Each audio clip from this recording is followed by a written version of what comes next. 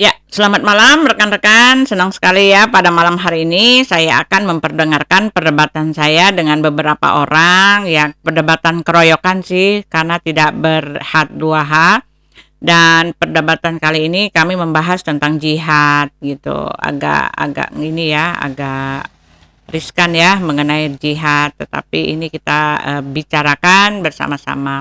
Semoga menjadi pencerahan buat teman-teman. Tuhan Yesus memberkati.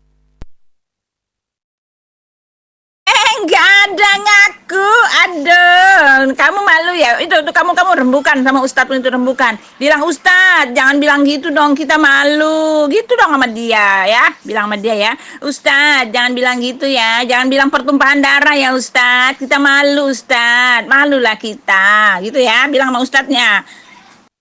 Ya, kalau misalnya ibu memang tidak paham dengan ajaran jihad yang ada di Al-Quran, ya sudah kan memang Bu Uti kan bukan orang Islam. Tapi Bu Uti katanya ngaku-ngaku ya kalau Bu Uti itu murtad.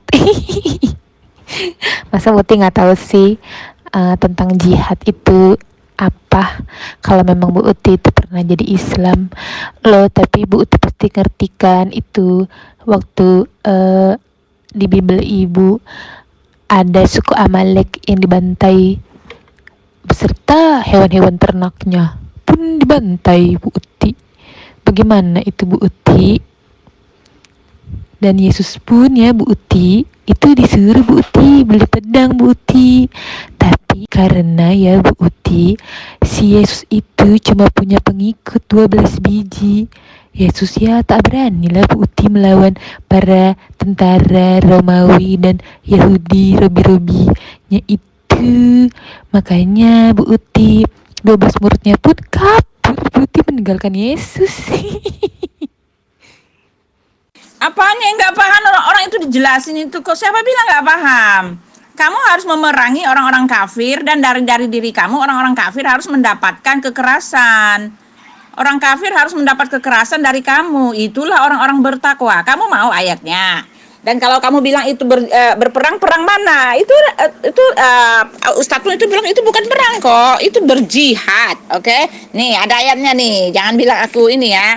Kamu harus memerangi orang-orang kafir, dan orang kafir itu harus mendapatkan kekerasan. Jadi kamu tuh kalau kamu mau betul-betul orang saleh, orang-orang muslim itu kamu harus keras. Harus jadi teroris, oke? Itulah orang yang betul yang bertakwa. At-Taubah 9 ayat 1 2 3. Hai orang-orang beriman. Nah, itu kan orang beriman loh. Perangilah orang-orang kafir di sekitar kamu itu, ya kan? Dan hendaklah mereka menerima kekerasan daripadamu, dan ketahuilah, ya kan, bahwasanya Allah beserta orang-orang yang bertakwa. Nah itu, kalau kamu bertakwa, muslim yang bertakwa harus keras kepada orang kafir. Kalau ketemu bunuh, gitu kan? Uti, Nabi Muhammad menyerang kota Mekah itu ada alasannya. Di ceramah itu sudah diinfokan juga kenapa dipotong gitu loh. Nah, itu kalau tidak diapa-apain Nabi Muhammad nggak akan menyerang kota Mekah. Ya, pasti ada penyebabnya. Ya, kayak seperti ini. Kafir nih, kepala negara Prancis nih kafir penghina Nabi Muhammad, ya jelas bertindak umat Islam boikot produk Prancis, ya ada penyebabnya, bukan moro-moro diserang, moro-moro diboikot, bukan kayak gitu ya. Itu karena ajaran kafir Kristen kan penuh ini fitnah, makanya dipotong videonya, kebenarannya nggak diungkap. Kisah Para Rasul 3 ayat 22 sampai ayat 23. Bukankah di dalam kitab Tauratmu dikatakan Allah akan membangkitkan seorang nabi yang hebatnya sama seperti Musa. Siapapun yang tidak mengikuti perkataan ajaran nabi tersebut akan dibasmi dari umat kita. Pertanyaan saya buat Bu Uti, siapa nabi yang sehebat dengan Musa sebagai panglima perang? Coba, silakan dijawab. Yang motong itu bukan aku bukan motong, aku terima segitu aja. Tetapi ketika kamu mengatakan Muhammad itu dia menyerang Mekah karena diserang, coba tanya dulu, coba lihat ayat ini tuh, At-Taubah berapa tuh? At-Taubah 9 ayat 23. Apakah ada perintah melawan itu ya? Apakah itu menyerang Mekah itu dia melawan? Oh tidak kan? Itu hanya perintah, memang harus orang kafir itu harus diperangi, oke? Bukan karena mereka melawan, bukan karena mereka bikin gara-gara. Enggak ada yang bikin gara-gara di situ. Memang siar agama. Siapapun dia harus disiar agama. Oke? Orang-orang kafir harus disiar agama. Hai orang-orang kafir yang beriman, ya hai orang-orang beriman, perangilah orang-orang kafir. Maaf, itu perangilah, bukan membalas perang. Maaf. Bu, jawab pertanyaan saudara kami itu, Bu. Pak Zulkifli, coba Ibu jawab. Kebalas ya dengan dalil Bu Uti di Bible Samuel pasal 15 ayat 3. Jadi pergilah sekarang, kalahkanlah orang Amalek, tumpaslah segala yang ada padanya dan janganlah belas kasihan kepadanya.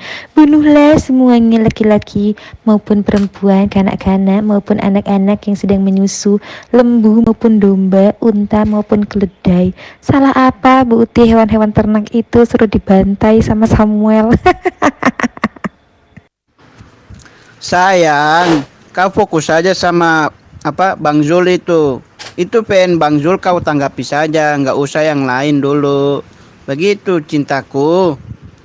Waduh, itu nggak ada hubungannya dengan Muhammad. Sorry, Muhammad memimpin perang itu bukan perang, bro. Telah dicatat, telah dikonfirmasikan, itu bukan perang, itu siar agama, itu memerangi orang-orang kafir, oke?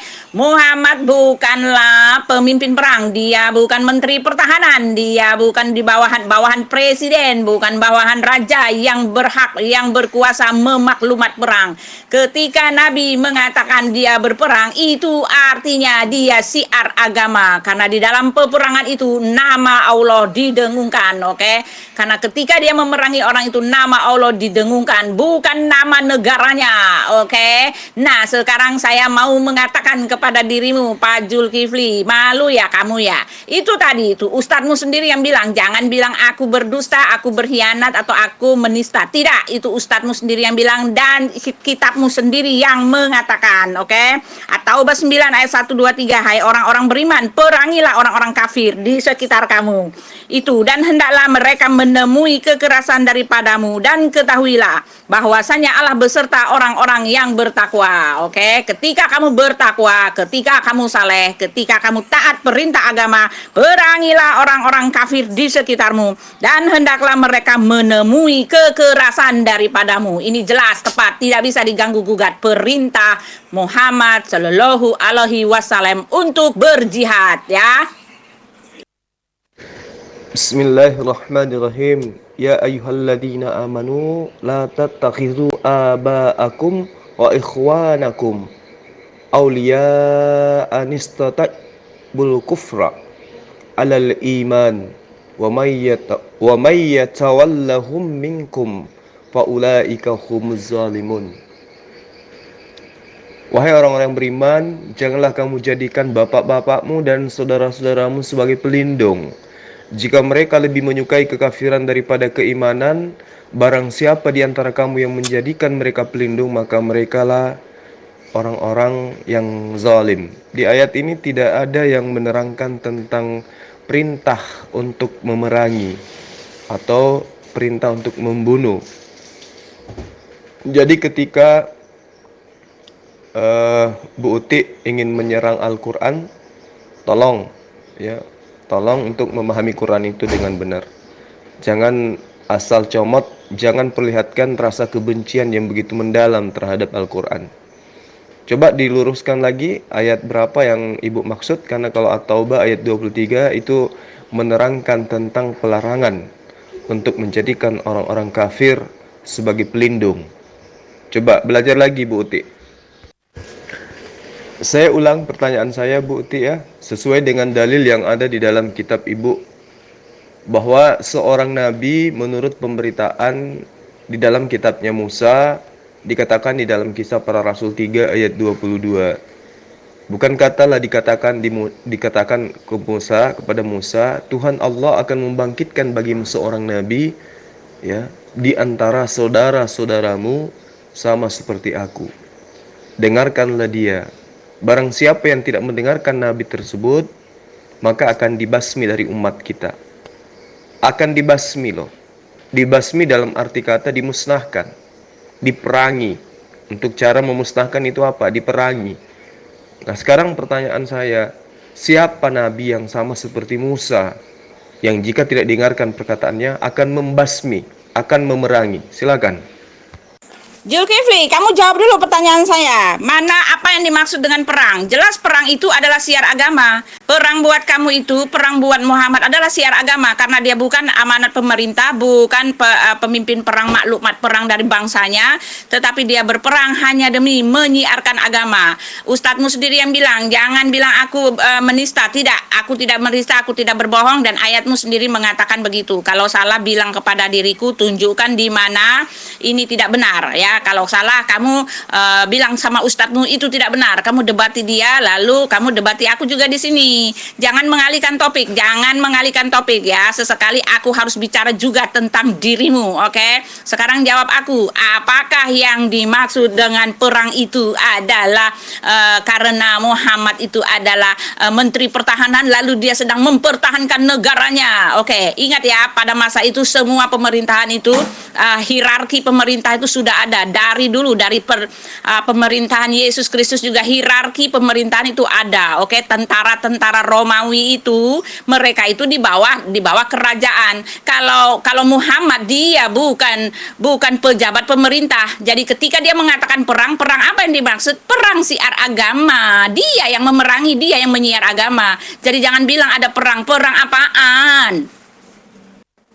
Ada banyak perintah memerangi orang kafir, perintah berjihad, perintah mengejar sorga yang dijanjikan. Ketika kalian itu gugur dalam perang, ya kan? Gugur dalam perang, katanya gugur dalam siar agama, akan disebut syuhada. Itu ada ayatnya. Mengejar surga bidadari itu ada ayatnya. Jadi jangan bilang aku mengada-ngada, tidak. Kamu jawab ini dulu lah, jangan apa-apa lari ke kitabku. Suka amat sih kamu sama kitabku.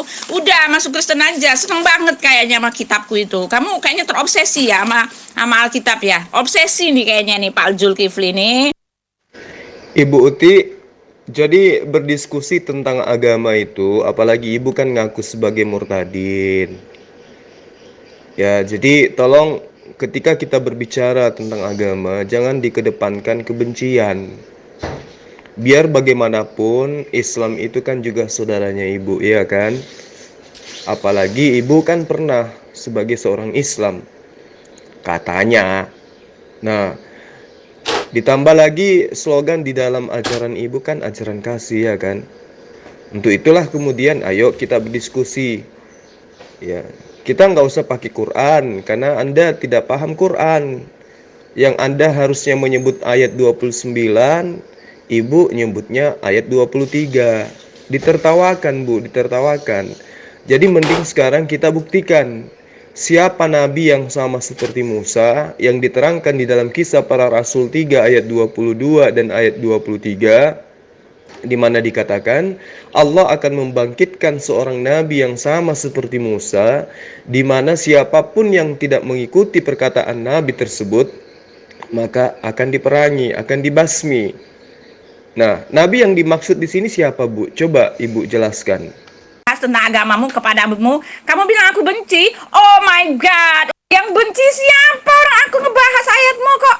Aneh nih Pak Zulkifli, kamu memutar balik ayat orang seenak udelnya. Lalu ketika aku sekali ini loh aku bahas tentang agamamu kepadamu, kamu bilang aku benci. Oh my God, udah jawab aja. Kamulah yang pakai perasaan sekarang.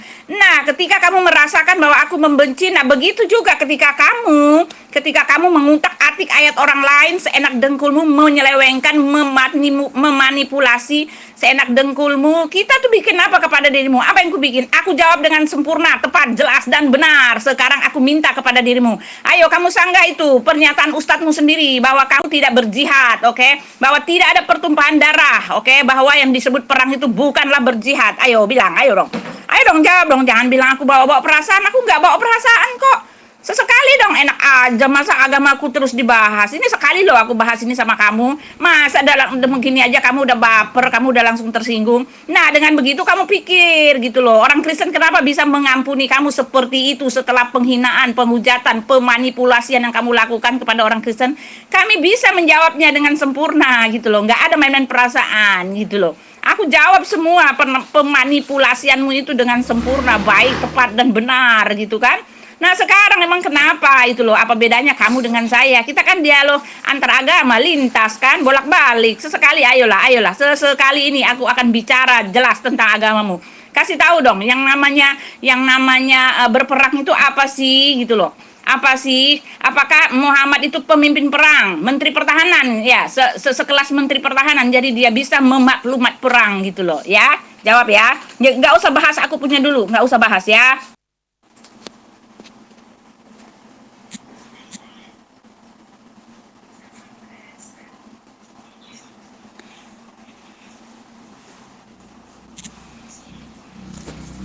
Zulkifli, An-Nisa 4 ayat 74, oke? Allah menjanjikan hadiah besar bagi mereka yang berperang untuk Allah. Nah, itu dia. Inilah yang dimaksud dengan perang. Nggak ada itu. Diperangi, nggak ada. Kalian nggak diperangi, tetapi memang memerangi untuk syiar agama sesuai dengan pernyataan, konfirmasi, dan pengesahan pernyataan dari ustadzmu itu sendiri. Lihat di video ya. Dia mengatakan jangan malu karena syiar agama terjadi pertumpahan darah. Jangan malu, oke? Karena itu berdasarkan di dalam surat An-Nisa 4 ayat 74, oke? Allah menjanjikan hadiah yang besar bagi mereka yang berperang untuk Allah, oke? Jadi itulah yang kalian selalu mengatakan, oh itu kan ada dalam maklumat perang. Perang apaan? Perang bagi Muhammad itu adalah syiar agama. Sekali lagi, kalau kamu tidak jawab close ya, case close, kamu tidak bisa jawab case close bahwa itu memang benar syiar agama, oke? Karena itu An-Nisa 4 ayat 74, karena itu hendaklah orang-orang yang menukar kehidupan dunia dengan kehidupan akhirat berperang di jalan Allah, oke? Berperang jalan Allah, bukan berperang mempertahankan kedaulatan negeri, bukan mempertahankan maklumat negara, bukan. Berperang di jalan Allah. Barang siapa yang berperang di jalan Allah lalu gugur atau memperoleh kemenangan, maka kelak kami ya berikan kepadanya pahala yang besar. Inilah yang dikejar oleh para teroris, ya kan, mengejar surga yang dijanjikan, oke? Pesta seks bidadari, betul kan? Oke, betul kan? Betul kan? Bukan tidak dijelaskan Ibu Uti. Cuma kekeliruan Ibu Uti itu memotong video tersebut. Ya, video itu 1,50 menit, 1 jam 50 menit. Sedangkan yang Ibu tampilkan cuma 45 detik. Kira-kira itu nipu atau enggak itu? Berdusta atau enggak itu, Bu? Ya kalau saya pikir ya Ibu berdusta, saya pikir Ibu menipu. Seperti itu, nggak boleh. Jargon agamanya, ya simbol semboyan agamanya ajaran kasih lah kok. Main potong-potong video seperti itu toh Bu. Sekali lagi saya katakan kepada Bu Uti ya, berbicara mengenai Quran kaitannya dengan Islam, itu Ibu perlu ilmu yang sangat tinggi, sangat mendalam. Karena pembahasan tentang Al-Quran itu adalah pembahasan tentang kalamullah. Sementara ibu tidak mengerti apa itu Allah, apa itu Tuhan. Yang ibu tahu Zeus atau dewa-dewa. Nah, kemudian ibu mengatakan apa itu perang. Seakan-akan ibu ingin mengucilkan dan memfitnah Rasulullah Muhammad SAW. Tapi saya tidak ingin ibu itu memahami Quran karena pemahaman ibu tidak akan sampai ke sana. Di dalam Yosua 11 ayat 23, demikianlah Yosua merebut seluruh negeri. Sekarang pertanyaan saya kepada Ibu, Yosua itu kenapa bisa merebut seluruh negeri? Apakah dengan cara berperang atau dengan cara joget-joget sampai dia bisa menguasai seluruh negeri? Di dalam Yosua ini diterangkan, demikianlah Yosua merebut seluruh negeri itu sesuai dengan segala yang difirmankan Tuhan kepada Musa. Berarti perintah merebut suatu negeri itu adalah merupakan firman Tuhan kepada Musa. Dan Yosua pun memberikan negeri itu kepada Israel menjadi milik pusaka mereka menurut pembagian suku mereka. Lalu amanlah negeri itu, berhenti dari berperang. Ini harus Ibu pahami ya. Harus Ibu pahami bahwa ternyata berperang itu memang sejak dari dulu terjadi. Jadi Ibu jangan menutup mata dari apa yang tertuang di dalam kitab yang Ibu ambil dari Bani Israel. Peot, jangan dipelintir dong ayatnya. Ya, bukan seperti itu isi ayatnya. Itu sudah kukopaskan. Bukan seperti itu, jangan kau pelintir ayatnya. Karena itu hendaklah orang-orang menukar kehidupan dunia dengan kehidupan akhirat. Berperang di jalan Allah. Barang siapa yang berperang di jalan Allah lalu gugur atau memperoleh kemenangan, maka kelak akan kami berikan kepadanya pahala yang besar. Seperti itu isi asli ayatnya.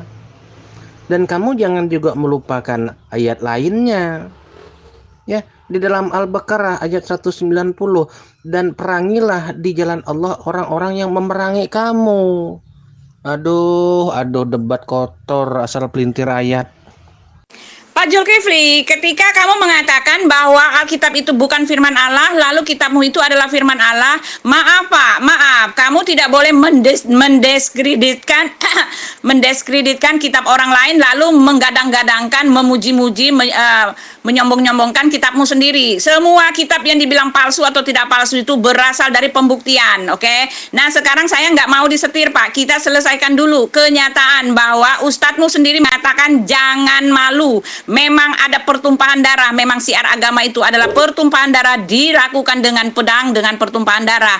Jangan malu. Jadi ketika kamu menolak kenyataan dari ustadzmu itu, ya kamu ini aja, kamu sanggah ustadzmu sendiri, lalu kamu rembuk sama dia. Kenapa ustadz berani-beraninya bikin malu kami gitu ya? Itu saja. Karena jelas memang yang dibilang perang itu, kamu tunjukkan kepada diriku apa maksud perang itu. Dalam perintah apa, perintah kenegaraan yang seperti apa yang didapat dari pemerintahan yang dijewantahkan kepada Muhammad untuk memimpin perang, oke? Ketika kamu mengatakan bahwa perang yang dimaksud itu adalah perang dalam maklumat pemerintahan dalam mempertahankan kedaulatan negara, coba tunjukkan ayatnya di mana Muhammad menerima maklumat perang dari pemerintah, oke, untuk mempertahankan negaranya. Oke, karena jelas kitabmu sendiri mengatakan perang itu adalah siar agama, memerangi orang kafir, perangilah orang kafir. Oke, kalau kamu nggak jawab ini clear ya, kamu menyetujuinya. Oke. Maka berperanglah kamu pada jalan Allah, tidaklah kamu dibebani melainkan dengan kewajiban kamu sendiri. Kobarkanlah semangat para mukmin untuk berperang. Mudah-mudahan Allah menolak serangan-serangan orang kafir itu. Amat besarlah Allah, amat besar kekuatan dan amat keras siksaannya. Nah, itu kan jelas. Yang dimaksud perang di sini adalah siar agama. Titik, oke? Kalian yang menyiar itu ya kalian mulai duluan disiar-siarkan. Yang dimaksud di sini adalah siar agama, tepat seperti yang dibilang oleh ustadzmu, oke? Jangan malu, clear ya. Loh, emang itu ayatnya. Karena itu hendaklah orang-orang yang menukar kehidupan dunia dengan kehidupan akhirat, berperang di jalan Allah. Berperang di jalan Allah itu kan siar agama, tepat seperti yang dibilang oleh ustadzmu. Kata ustadzmu kepada dirimu, jangan malu. Ya udah, jangan malu. Perang buat Muhammad itu cuma siar agama. Tidak sama dengan perang Indonesia Belanda. Oh tidak, oke. Perang Indonesia Belanda, perang Jepang sama mana itu kan memperebutkan wilayah kekuasaan. Bukan perang agama, bukan siar agama. Jelas ya, clear ya.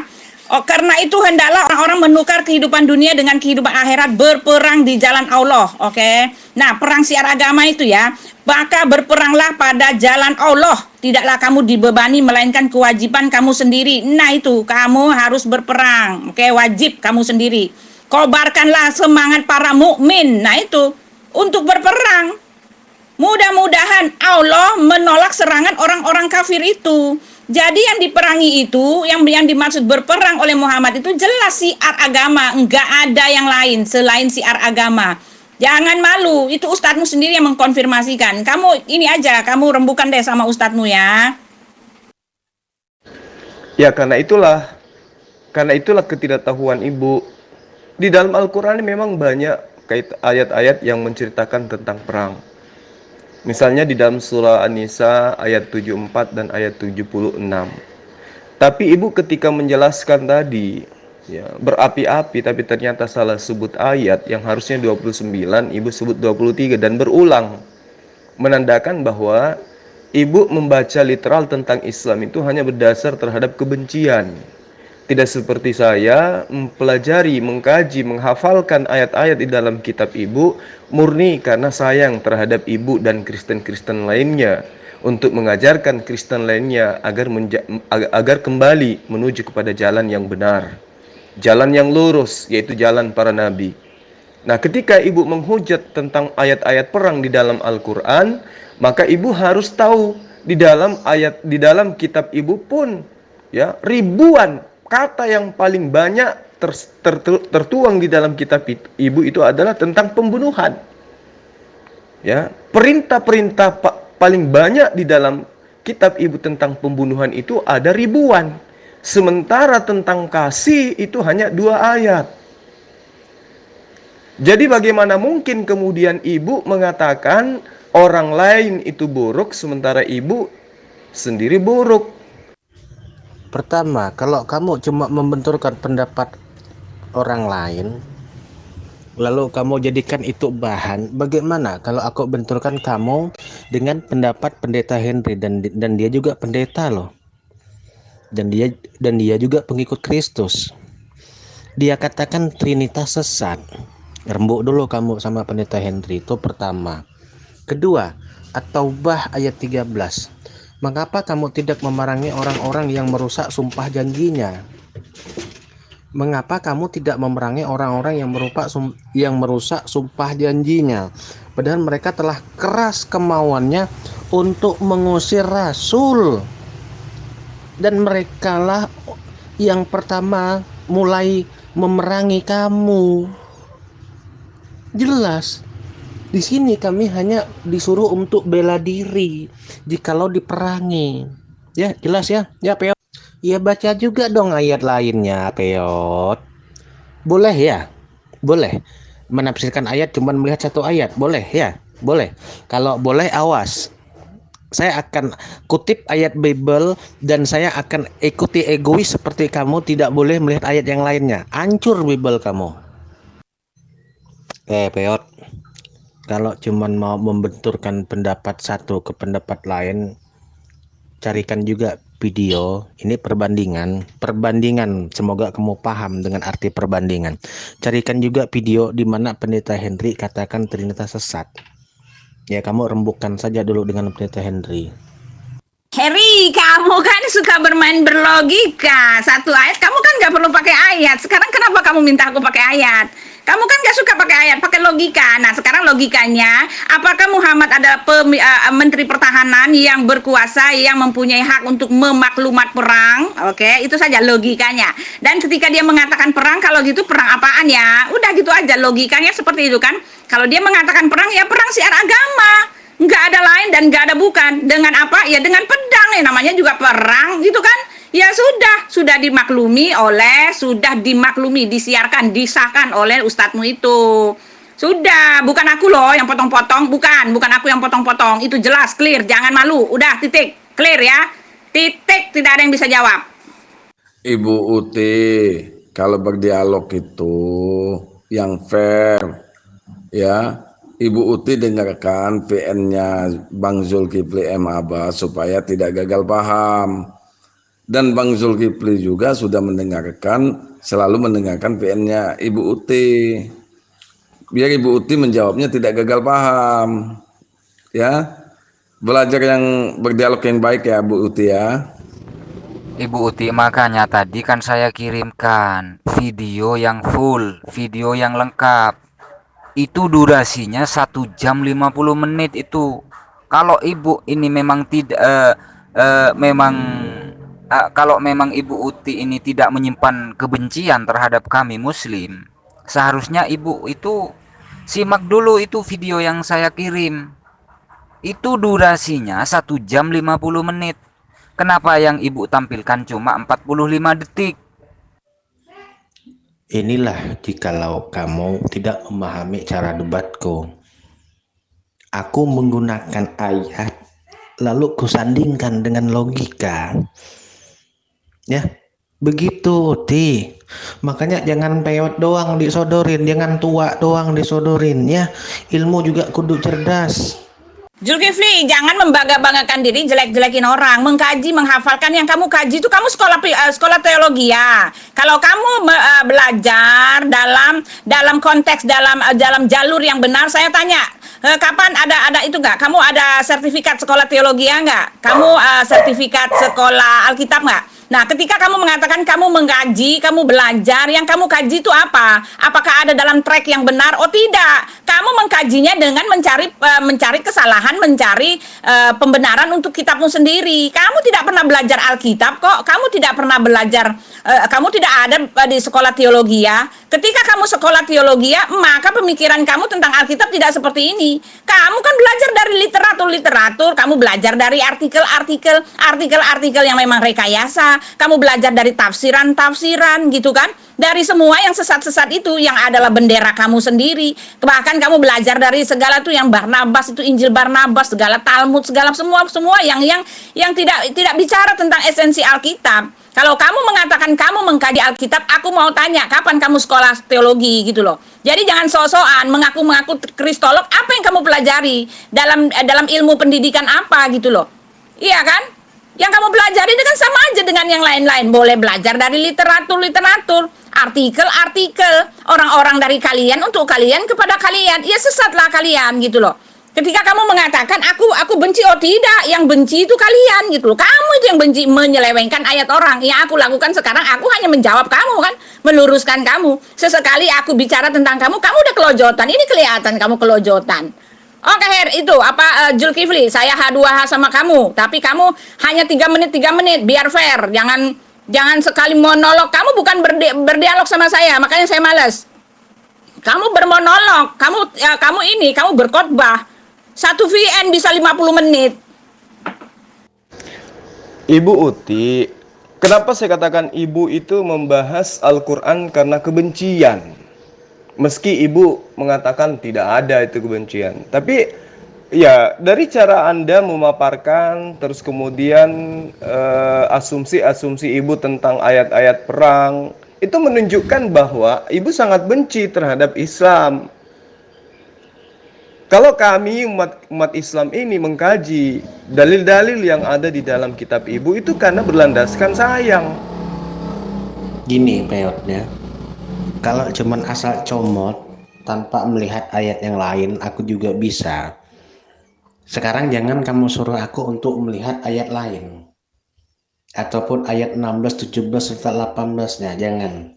Aku cuma ikuti cara kamu mencomot ayat Quran, cuman 1 ayat. Ya, coba Anda perhatikan Ulangan pasal 13 ayat 15, maka bunuhlah dengan mata pedang penduduk kota itu, dan tumpaslah dengan mata pedang kota itu serta segala isinya dan hewannya. Sadis kan? Sadis. Sudah ya, clear ya, ikuti saja perintah ustadzmu, jangan malu, karena jelas yang dimaksud si agama itu adalah berjihad, perang itu adalah berjihad, titik. Nah, Nah sekarang jelek ya, Harry jelek. Nah sekarang gini jelek, ini bilang ya, sekarang gini aja gini, kamu buka lagi itu videonya, jangan salahkan aku ya, jangan salahkan aku karena jelas sudah dimaklumkan oleh ustadzmu sendiri bahwa yang dimaksud dengan perang itu adalah siar agama berjihad. Titik, oke? Kamu nggak mau ngikutin perintah itu, perintah ustadzmu ya, clear ya. Aku nggak mau ribut-ribut karena bukti sudah ada, data valid sudah tersedia, tidak usah diganggu, tidak bisa diganggu gugat lagi. Mau kalian kelojotan kayak apa ya, itulah buktinya, itulah faktanya. Oke, terorisme itu mengejar apa? Mengejar sorga yang dijanjikan. Oke, titik. Selesai ya, clear. Mau kemana? Ikuti itu Samuel, ikuti itu Zakaria, ya. Bunuhlah istrimu jika tidak perawan di malam pertama. Bunuhlah waria LGBT. Heh, heh.